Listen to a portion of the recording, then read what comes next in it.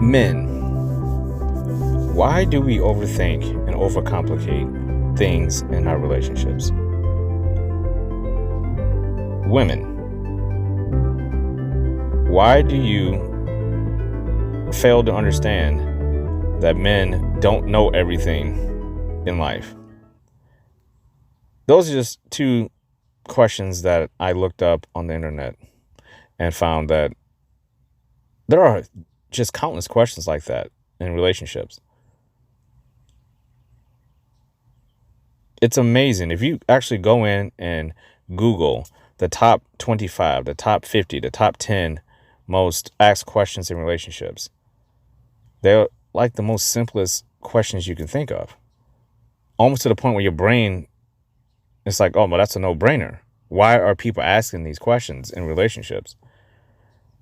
What is with the oil and water effect in relationships? And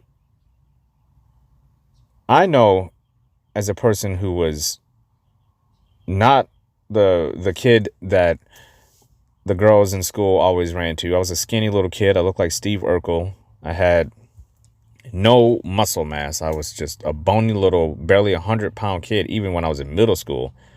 Even going into high school, I don't think I weighed 135 pounds until I was graduating.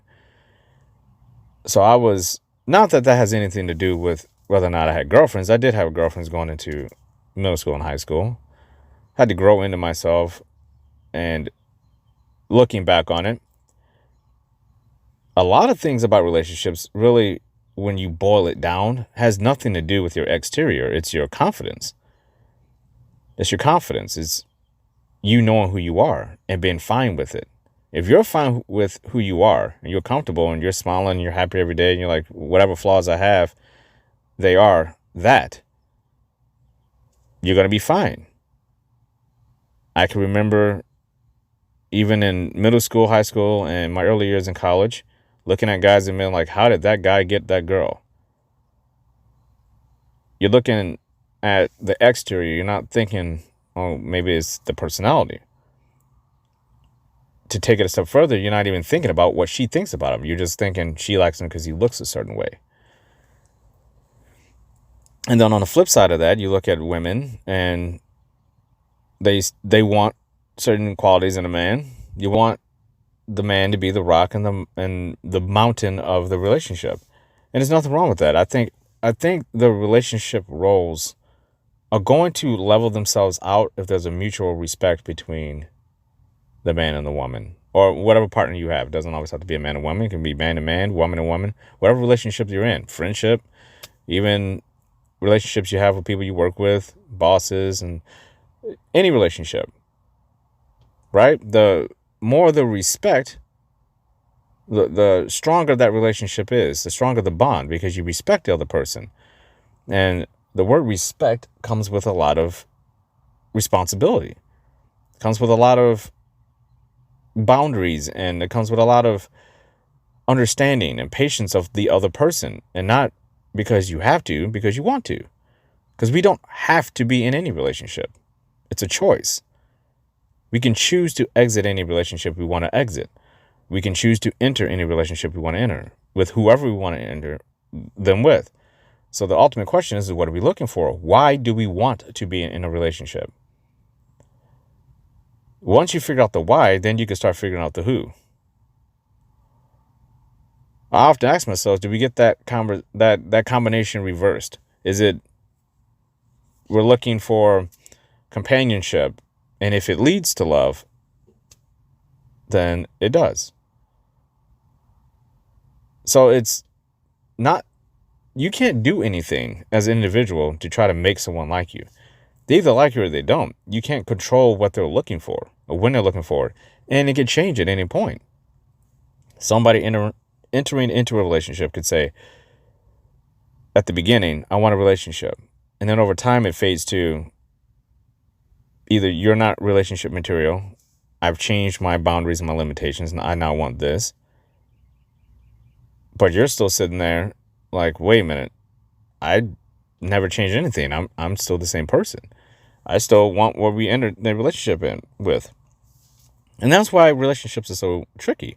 Because it's not a lack of respect for somebody if you change what you want out of the relationship. If you're changing the way, even if you start off as friends and you start developing feelings for a particular person, we have to just stop with the romanticism that I think Hollywood and romance novels and books and stories we read on the internet, they all paint a picture of love in a microcosm, in a small, developed way where it's tangible. It's something you can pick up. You can say, well, look at that beautiful little love story. And none of those stories ever tell you about the changes. It never tells you about who the people were before they got into it. They may vaguely tell you. But it takes time, a long period of time, to develop respect for someone and trust for someone, to understand who they are, to see the big, wide spectrum of changes this person is going to go through. Is this person a narcissist? Is this person an empath? And how does that work? Bigger question. Am I a narcissist? Am I an empath? How does that work? What combination am I trying to go for here? Do I want someone exactly like me, or do I want somebody who's completely different than me? And even if I want that, am I going to be able to find it? Should I surrender to whoever it is that I find that comes close to all of the parameters I would like in a relationship, all the boundaries that I want? Is this person respecting me? Is this person with my core values? They talk about the 5 love languages. Are you looking for someone whose love language is completely like yours, or is it you're looking for someone whose combination is a little different? Is variety in the relationship, going to be good? Is this person doing something you don't understand, and are you okay with that? Are you accepting and understanding of everything that comes with having somebody else connected to you for a long period of time? You're going to be spending a lot of your life with this particular person. It's a lot that goes into all of these questions. A lot. And it's a chore to see. It's like, is this person the oil, or am I the water? And vice versa. How is this going to work?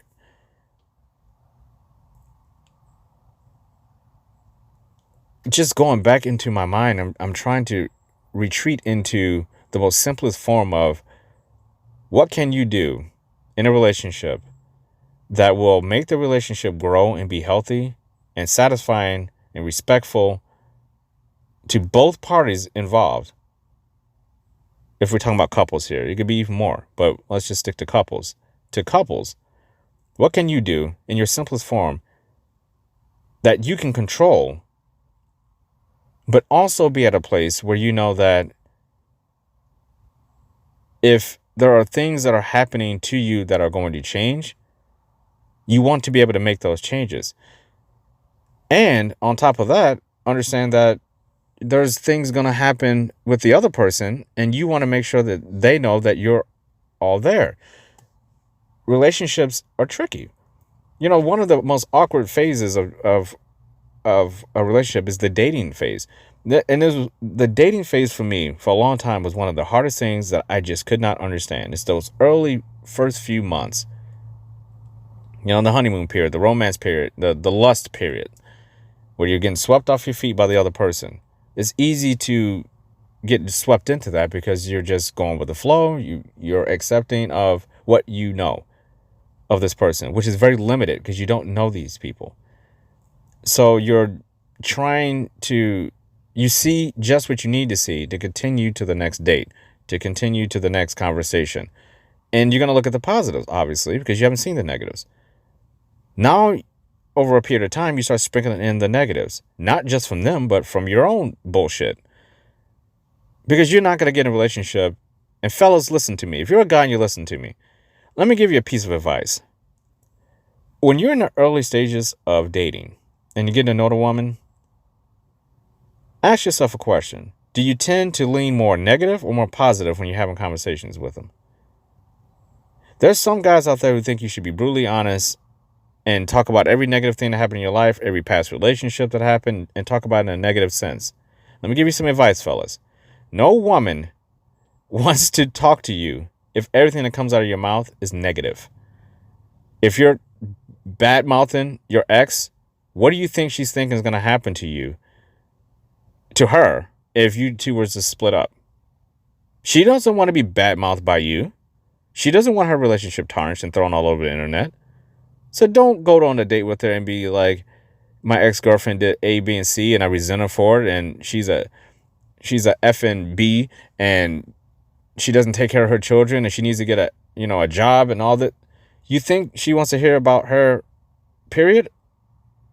No. And she certainly doesn't want to hear you talking negatively about her. That doesn't mean that you shouldn't say anything about it. If you had a bad experience, you should say, I learned from the experience. I don't want to go through that again. It taught me a lot. It taught me what I want. It showed me what I did wrong. And I have an opportunity now to grow from it. How do I know this? Because I framed myself in that. And I think in those early stages, that's how the oil and water test can kind of be put on blast just straight out the gate. Because it's going to take time to get to know a person. You know that that other person, whoever you're talking to, is not going to tell you every bad thing that's happened, even out of context. Eventually, you're going to have to know the details, because I think that's only fair.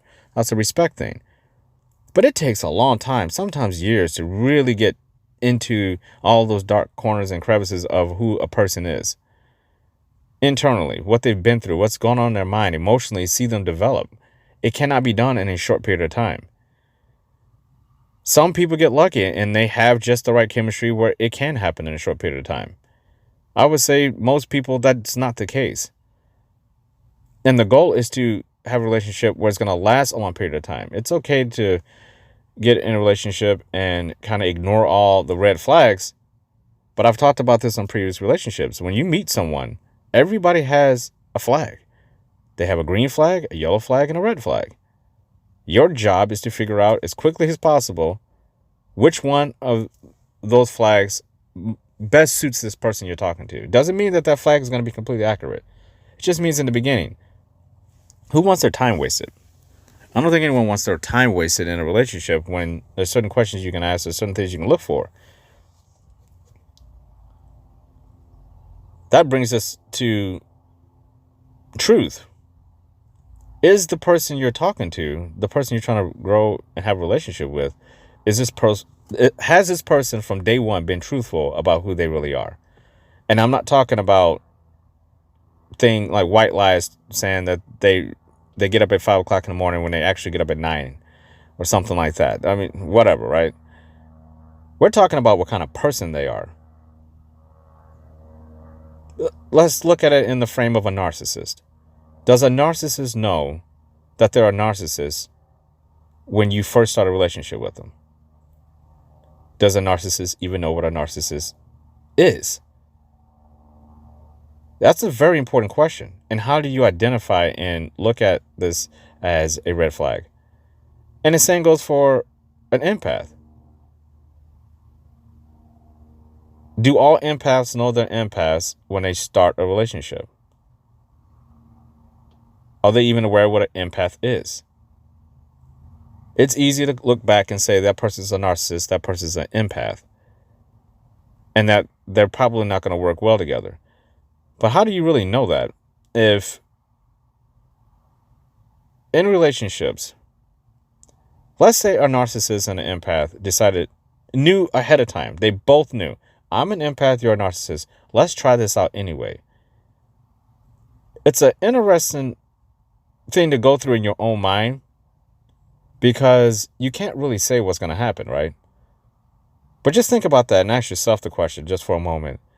There's an empath who knows they're empath.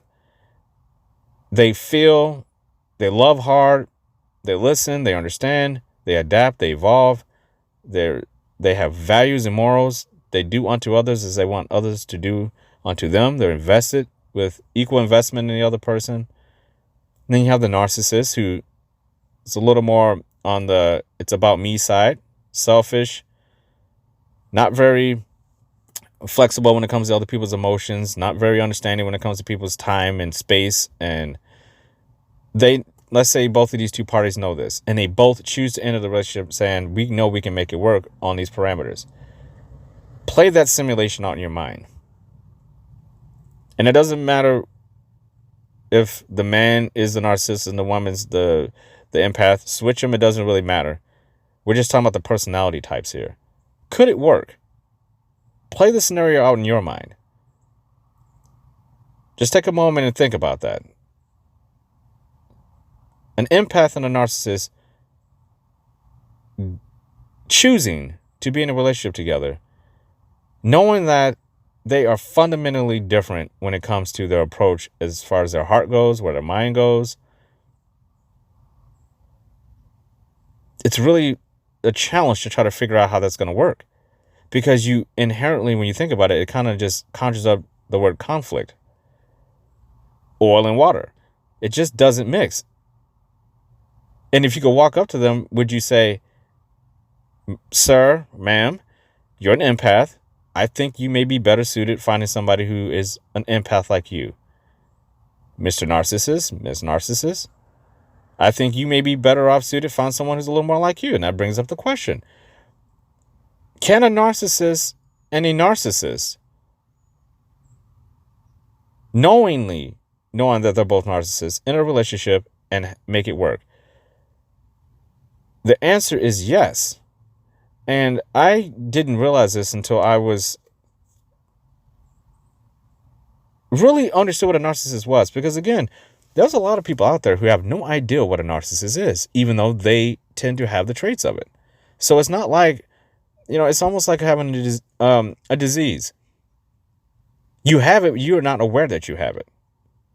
And the doctor tells you about what it is, and you may vaguely know what it is, but they got to go into detail about something that is you, and you have no idea what it means. I think that's kind of the same thing. People who have disorders. There's a lot of people out there who think that they're stressed out, and really what they have an anxiety disorder.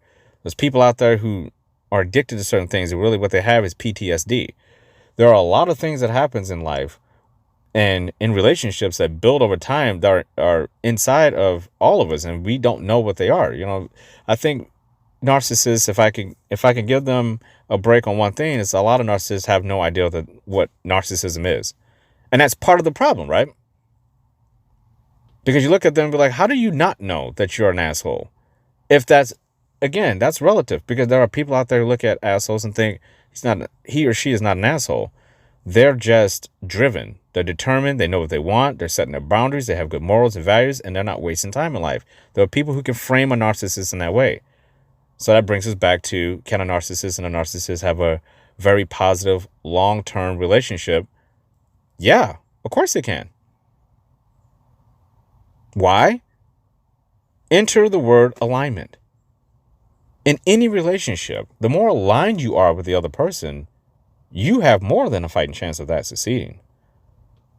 The relationship is going to unfold far more naturally than if you're with somebody who you're not aligned with. And it doesn't matter if you're a narcissist, if this person is a Catholic and you're a Muslim, it doesn't really matter. It's going to be a little more difficult, a little more challenging, because you're willingly entering and choosing to enter conflict. An oil and water element to it. That does not mean it doesn't work. Because you can be aligned with someone in a certain area, but there's other areas that are out of alignment. So it's not just a one, branch tree we're talking about here. We're talking a lot of freaking branches and some big roots. And you can't see all the roots. They're on the ground. They're hidden. So when you're in a relationship and you're getting to know someone, what happens when you identify the first red flag? What should you do there? Should you say, okay, I want no red flags in this relationship at all, based on what I want out from myself? I would prefer that this person doesn't do this, doesn't do that, does do this, does do that. And if those things aren't being met, the first red flag that I see, I know it's time to go. Or are you a little more lenient and you say, I'll give them a few red flags as long as they're not in my, just don't go there zone. Like if a red flag pops up in this area about this one thing, they're gone. And are we thinking about these things? Because I think when you're in a relationship, you want to give people the benefit of the doubt. You want the person that you're with to be as understanding of you as you are of them. You want to be in a relationship where you're allowed to make mistakes and occasionally say the wrong thing or do the wrong thing and not feel like that's going to be a red flag. Because how long do you go in a relationship as well before you put the red flags away and just say, okay, now these red flags are caution flags or yellow flags? They just make me slow down and think about some things here. Or do they just turn into green flags and you're like, I know that this person is continuing to make mistakes, but I'm okay with it because they're just a person. So it's green flags in this area, even though this area has a reason for concern. I think it's a combination of all those things. Because no one's perfect. If they do claim to be perfect, then you are talking about someone who is a narcissist. Because no one is perfect, obviously. And there's some empaths out there who believe they're perfect as well, who sit on their quote-unquote high horse of values and morals, and they don't ever believe that they're making a mistake. Now, can you classify that empath as an empathic narcissist? Think about that for a second. Can you be narcissistic about how much of an empath you are? I believe you can. Which is why I don't walk around telling people that I'm an empath all the time. I am one. I feel like I am an empath, but I do certainly feel like I've had narcissistic qualities within that empathy towards other people.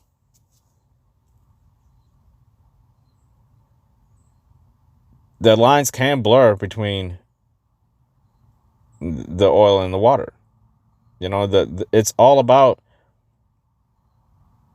the spectrum and the complexity of every human being that you meet. It's not cookie cutter. It's not black and white like that. You're just an empath. You're just a narcissist. Why wouldn't they merge into different areas? We do it in every other thing in our life. There's people who are fitness people who are going to take it to a certain level and they say, okay, I'm good. I still want to have my sugar and I still want to have my whatever. I could be working out today, but I could do 3 more days of training, but I want to just cut it back to, however many days that I have. These people are capable of doing more, but they're choosing not to. So is this person not fit because they are choosing not to go an extra couple of days to the gym? No, they're still fit. They're just not as fit as someone else who is choosing to go those extra 2 days. Does that make that other person a narcissist because they choose to do more? Or an empath because they choose to do more? It gets blurry when you start thinking about relationships this way, which is why I don't always think it's healthy to look at it as this person's a narcissist and this person's an empath. Because I think every narcissist has some empathic qualities about them, and every empath has some narcissistic qualities about them. We're talking about levels of degrees here, though. How far is a narcissist going to go past, just run completely away from their empathy? Knowingly. Again, knowing all this stuff makes a huge difference. If a narcissist knows that they're being selfish and they're only thinking about themselves and they're only out to gain a supply of basically, I hate to say it like this, but when you're with someone and you're choosing to make sure that this person is acknowledging you as much as you're acknowledging yourself, you're draining the life out of them. You're not allowing them to be free. You're not loving that other person in a way where they feel free in the relationship.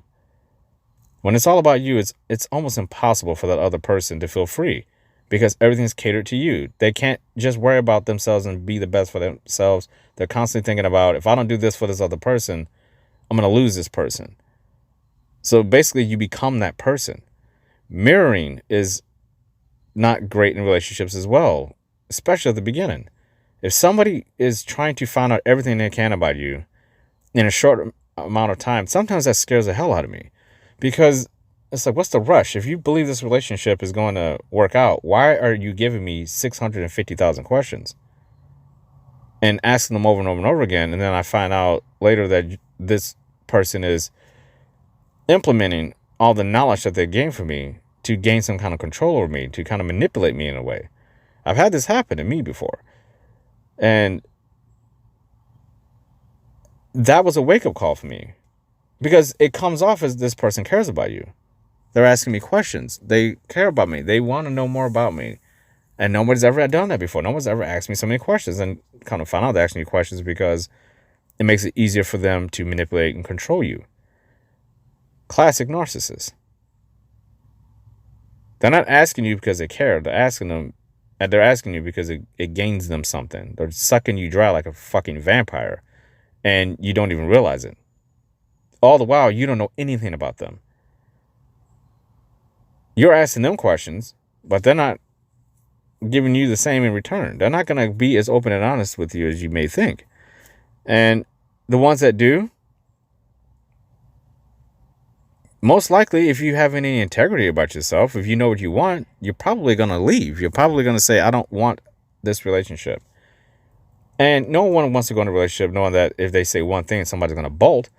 But if somebody tells you, hey, I don't particularly like this in a relationship, and you know that you're the person who does that, and you want to be in a relationship with this person, you're going to say, hey, I'm going to be respectful right now and say to you, that one thing you consider as a red flag, I do those things. So I'm going to go ahead and I'm going to back out of this relationship. How often you hear that in a relationship, in the dating phase, the honeymoon period, when you're in those first few months where you're starting to really get to know someone? You think that really, if they really into you, empath or narcissist, are they really going to say to you, that red flag that you're concerned about, that's me?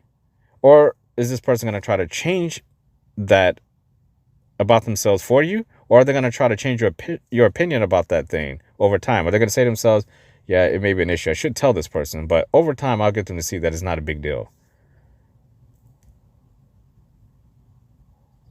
You're essentially lying to this person about who you really are.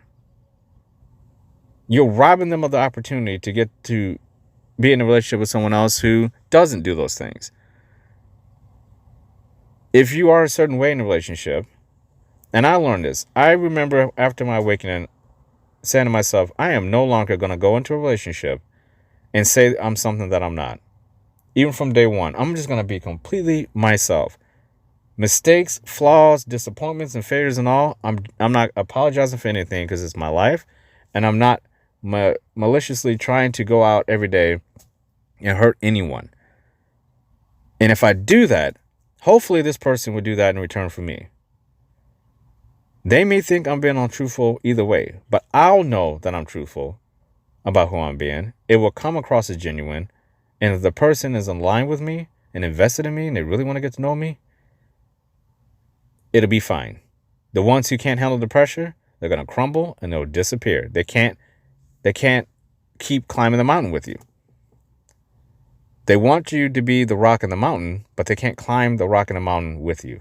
They want you to do it by themselves. They want you to do the heavy lifting, and they get to sit back and watch and say, let me get all the reward from your hard work in this relationship while I do absolutely nothing to contribute.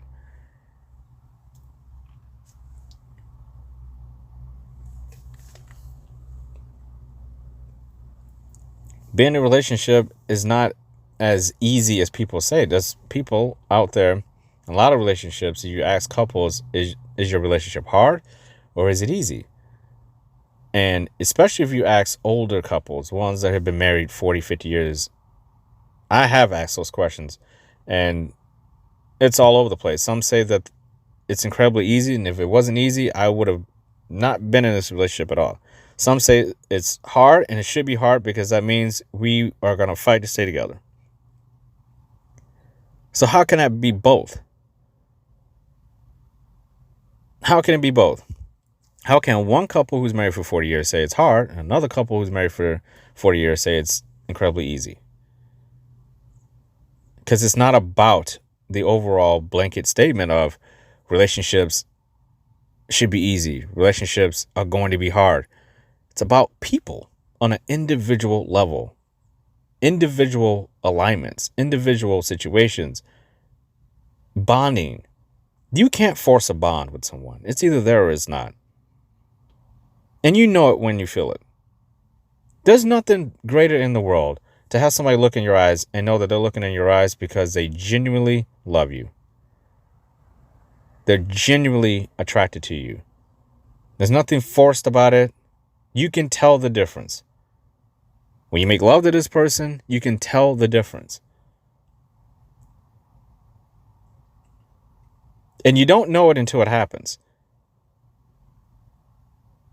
You don't know true love until it actually happens. That true connection, that true bond into this person enters your life, and it's just different in a good way. It feels right. That doesn't mean that, again, this is the problem with the over romanticizing that happens in Hollywood and social media and all these things that we do when we look at every day. Television. It's that over romanticizing that it's love at first sight and everything's going to be fine. I'll give you a perfect example. My favorite movie of all time is Titanic. Now, my real favorite movie is Star Wars, but I don't count them because they're so good. I don't even tell people that my normal 2-hour runtime movie, Titanic.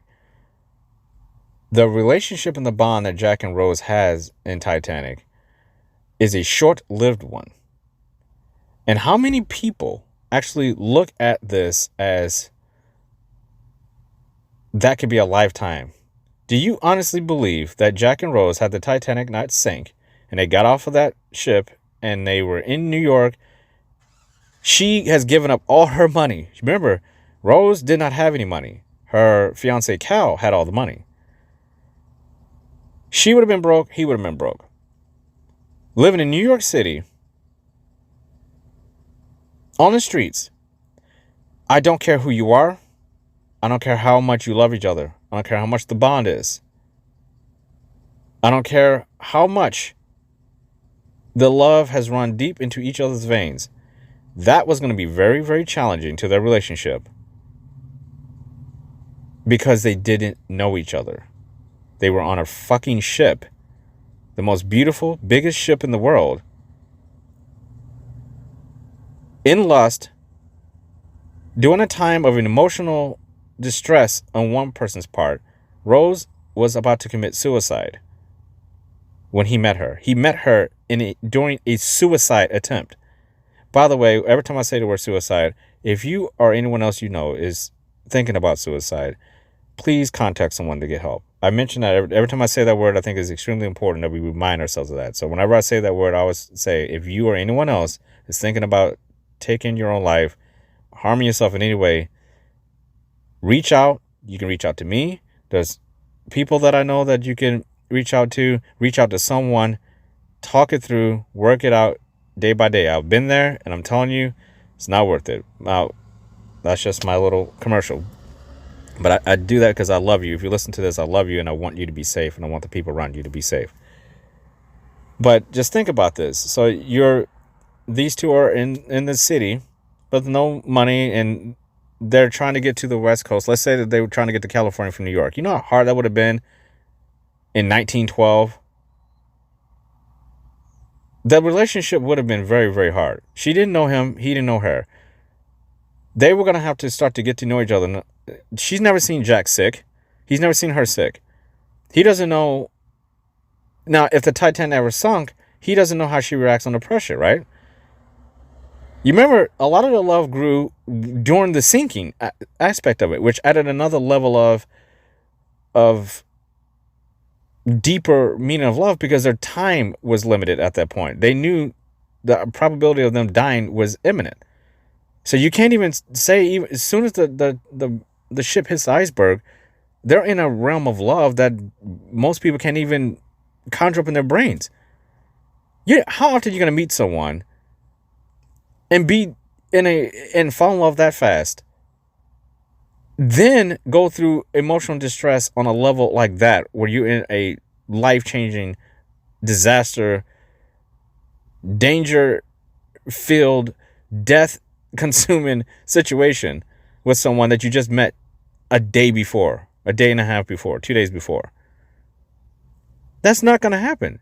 But I have been on dates with people say, I want love like Rose and Jack had on Titanic.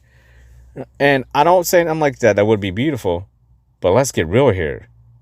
They were in lust more than they were in love. They were in lust more than they were in love. And who knows what happened in that relationship. Love makes you do some crazy shit sometimes. But we have to be realistic about life when it comes to that. We are in microcosms, those kind of situations, but we have to believe in those first few days, weeks of lust. You know, once you get around 8 weeks, 7 to 8 weeks, that lust starts to drift completely off. Now you are in like mode. Sometimes you're still not even in the, you're trying to get to know someone. How can you truly be deeply in love with someone that you don't really know that well? You can love them, but are you in love with them? It takes a long time to figure out the definition for that for yourselves. Now that everybody's different. I love differently. It's real easy for me to figure out if somebody has red flags or green flags or whatever. But I tend to not give people, like a red flag to me, if it goes into that area of I'm not going to put up with this particular aspect. I'm upfront and honest about that first date. Not in a serious tone. Fellas, if you listen to this, have fun with your lady when you're on your dates with them. Don't sit there drilling her about, have you ever cheated on someone? Don't do that shit. She doesn't want to hear that. Make her laugh. Make her smile. Talk about something fun. Do something fun. Don't be stupid and talk about things that are going to piss her off or make you feel like you're insecure about something. Even if you are, you know, it's the confidence comes from you accepting her, and it doesn't matter. You're supposed to be hanging out, having fun, and making sure she feels safe around you. And don't even think about the next day. You're only thinking about that. Live in the moment. Fellas, if you listen to me, that's another tip for you. Live in the moment when you're on the date. Don't think about anything but positive stuff. Have fun. If that's not the case, be a man and get up and just, get to the date and move on. Be respectful. The fun thing about relationships is that they are dynamic. You don't know people. And you don't have to be in them. There's people who put too much unnecessary pressure on themselves to be with people because they cannot be alone. They're codependent, neurotic, and it's not their fault. Nobody wants to be that way. It's not like you wake up one day and say, I want to be very codependent and neurotic. It's not like the narcissist wakes up and is like, I want to be very selfish today and an asshole to people. It's like an empath wakes up. We don't say, I want to wake up today and love everyone so hard that everything that happens is going to potentially break my heart because I just believe in everyone and I'm just going to make myself weak. This is not what life's about. It's not what relationships are about. You wake up and you are who you are. You live in the parameters of who you are.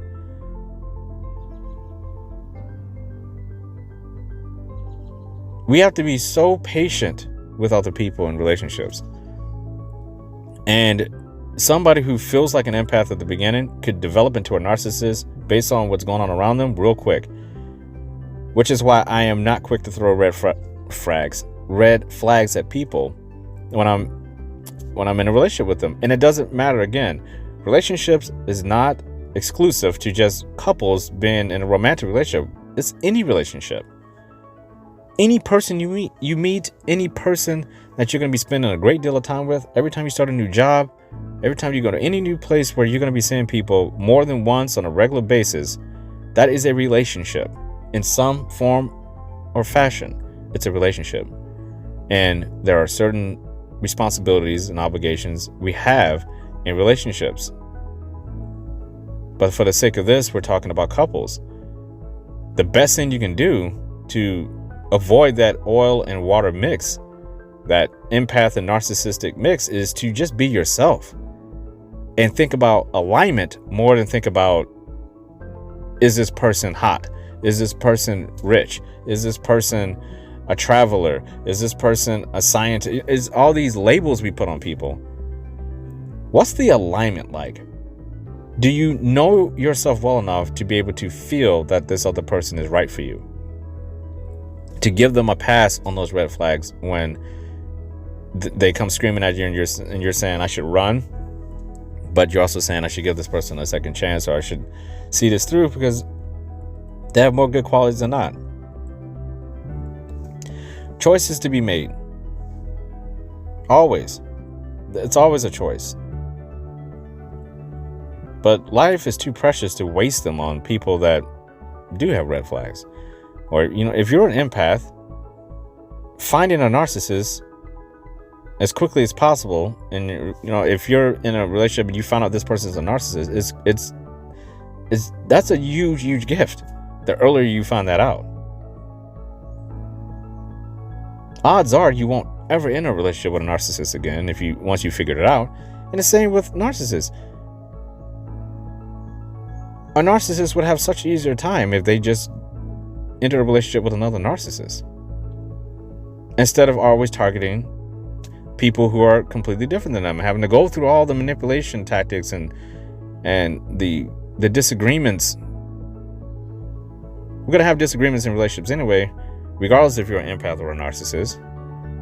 There's always going to be disagreements, but the difference is how the couples are handling those disagreements, how they're getting through these moments of stress and turmoil. Who's playing the blame game? Who's forgiving? Who's apologizing? Who's doing the things that are mature in a relationship? Who's talking them out? Those are extremely important.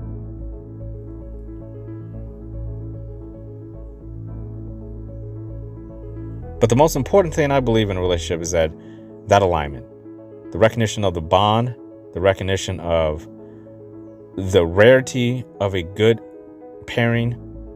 And if you are with someone that you feel is worth exploring more each day, and you love them, you look in their eyes and that magic's there, and you know it, that feeling is there, don't sabotage it. Don't rush it. Live in it.